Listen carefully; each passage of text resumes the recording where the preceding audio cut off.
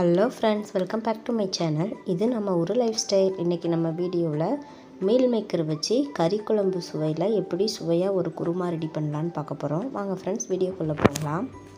Meal maker kurma பண்ணுறதுக்கு first நம்ம meal மேக்கரை வேக வச்சு எடுத்துக்கலாம். அடுப்பில் தண்ணி நல்லா சூடானதுக்கப்புறம் 1 கப் அளவுக்கு சிறிய சைஸில் இருக்கிற அந்த மீல் மேக்கர் சேர்த்துருக்கேன். இது ரொம்ப கொதிக்க வைக்கணும்னு அவசியம் இல்லை. இந்த மாதிரி ஒரு கொதி வந்தாலே போதும். ஒரு கொதி வந்ததுக்கப்புறம் தண்ணியை நல்லா வடிச்சிட்டு பிழிஞ்சு எடுத்து வச்சுக்கோங்க. தண்ணியை நல்லா இழுத்துரும் இது, அதனால் நல்லாவே பிழிஞ்சு எடுத்துக்கோங்க.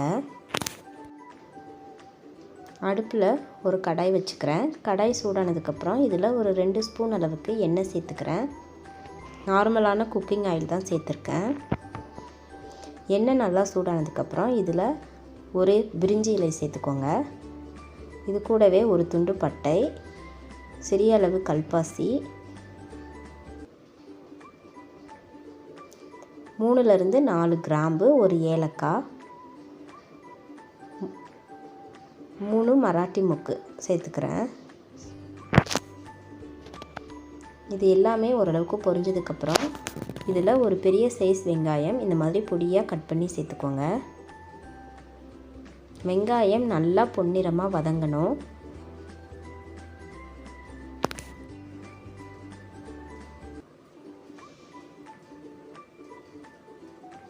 நம்ம சேர்த்துருக்கிற வெங்காயம் இந்த அளவுக்கு ஓரளவுக்கு வதங்கிருச்சு. இப்போ இதில் ஒரு 2 மீடியம் சைஸ் தக்காளி இந்த மாதிரி ரஃப்பாக கட் பண்ணி சேர்த்துருக்கேன்.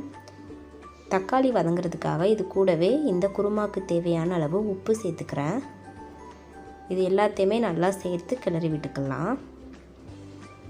நம்ம சேர்த்துருக்கிற வெங்காயம் தக்காளி எல்லாமே நல்லா மசிஞ்சு வரணும். எந்த அளவுக்கு தக்காளி மசிஞ்சு வருதோ அந்த அளவுக்கு நம்மளுடைய மீல் மேக்கர் குருமா நல்லாவே டேஸ்ட்டாக இருக்கும். ஒரு மூடி போட்டு வேக வச்சுக்கிட்டேன். பாருங்கள், தக்காளி ஓரளவுக்கு நல்லாவே மசிஞ்சு வந்துருச்சு. இந்த மீல் மேக்கர் குருமா இட்லி, தோசை, சப்பாத்தி, பூரி எல்லாத்துக்குமே செம காம்பினேஷன். இப்போ இது கூட 1 ஸ்பூன் அளவுக்கு இஞ்சி பூண்டு பேஸ்ட்டு சேர்த்துக்கிறேன். இதை நல்லா வதக்கி விட்டுக்கோங்க. இஞ்சி பூண்டு பேஸ்ட்டு நல்லா பச்சை வாசனை போகிற அளவுக்கு வதங்கி வரணும். நம்ம சேர்த்துருக்கிற பொருட்கள் எல்லாமே எந்த அளவுக்கு வெந்து வதங்கி வருதோ அந்த அளவுக்கு இந்த குருமா ரொம்பவே டேஸ்ட்டாக இருக்கும். இப்போ இதில் காரத்துக்காக 1 ஸ்பூன் அளவுக்கு ரெட் சில்லி பவுடர் சேர்த்துக்கிறேன். இது கூடவே 2 ஸ்பூன் அளவுக்கு தனியா பவுடர் சேர்த்துக்கோங்க. வேறு எந்த மசாலா பவுடருமே நான் சேர்க்கலை. மிளகாய்த்தூள், தனியாத்தூள் 2 தூள் மட்டும்தான் ஃபஸ்ட்டில் சேர்த்துருக்கேன். நம்ம சேர்த்துருக்கிற மசாலா பவுடர் எல்லாமே எண்ணெயிலேயே நல்லா வதக்கி விட்டுக்கோங்க.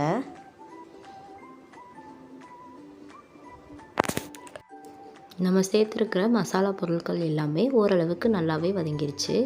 இப்போ இந்த ஸ்டேஜில் ஒரு 1/2 டம்ளர் மட்டும் தண்ணி சேர்த்து நல்லா மூடி போட்டு எண்ணெய் பிரிஞ்சு வர அளவுக்கு வேக வச்சு எடுத்துக்கோங்க. இந்த வெங்காயம், தக்காளி, மசாலா பொருட்கள் கூட சேர்ந்து எந்த அளவுக்கு எண்ணெய் பிரிஞ்சு வருதோ அந்த அளவுக்கு குழம்பு ரொம்பவே நல்லாயிருக்கும்.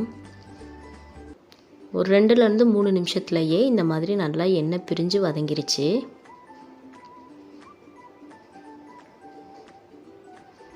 இந்த ஸ்டேஜில் நம்ம தண்ணியை பிழிஞ்சு எடுத்து வச்சுருக்கிற மீல் மேக்கரை இது கூட சேர்த்துக்கலாம்.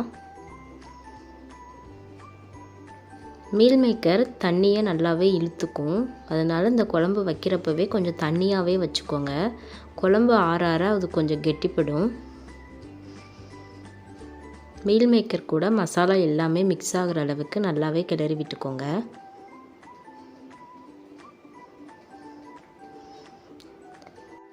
இப்போ இந்த குழம்புக்கு தேவையான அளவுக்கு நம்ம தண்ணி சேர்த்துக்கலாம். நான் ஒரு 3 டம்ளர் அளவுக்கு தண்ணி சேர்த்துருக்கேன். இப்போ இதுக்கு நம்ம மசாலா பேஸ்ட்டு ரெடி பண்ணிக்கலாம். அதுக்காக மிக்ஸி ஜாரில் ஒரு 1/4 கப் அளவுக்கு தேங்காய் எடுத்திருக்கேன். இது கூடவே 2 ஸ்பூன் அளவுக்கு பொட்டுக்கடலை சேர்த்துக்கலாம்.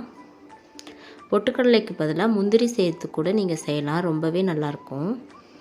இதை சேர்த்து நல்லா ஃபைன் பேஸ்ட்டாக அரைச்சி எடுத்து வச்சுக்கோங்க. இப்போ குழம்பு நல்லா கொதித்து வந்துருச்சு.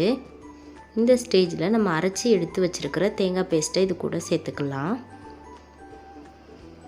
மிக்ஸி ஜாரை நல்லா அலசி அந்த தண்ணியை இது கூட நான் சேர்த்துக்கிட்டேன். ரொம்ப சிம்பிளாக 5லேருந்து 10 நிமிஷத்துலேயே இந்த மீல் மேக்கர் குருமா ரெடி பண்ணிடலாம். புரட்டாசி மாதம் நான்வெஜ்ஜு சாப்பிடாதவங்க இந்த மாதிரி மீல் மேக்கரில் செஞ்சு பாருங்கள். கறி குழம்பு சுவையில் ரொம்பவே நல்லாயிருக்கும். குழம்பு நல்லாவே கொதி வந்துருச்சு. கடைசியாக ஒரு 1/2 ஸ்பூன் அளவுக்கு கரம் மசாலா சேர்த்துக்கலாம். கரம் மசாலா ஸ்டார்டிங்லேயே சேர்த்துற வேண்டாம், அப்புறம் கசப்புத்தன்மை வந்த மாதிரி இருக்கும். குழம்பு நல்லா கொதிச்சதுக்கப்புறம் கடைசியாக ஒரு கைப்பிடி அளவுக்கு மல்லி இலை இந்த மாதிரி தூவி விட்டுக்கலாம்.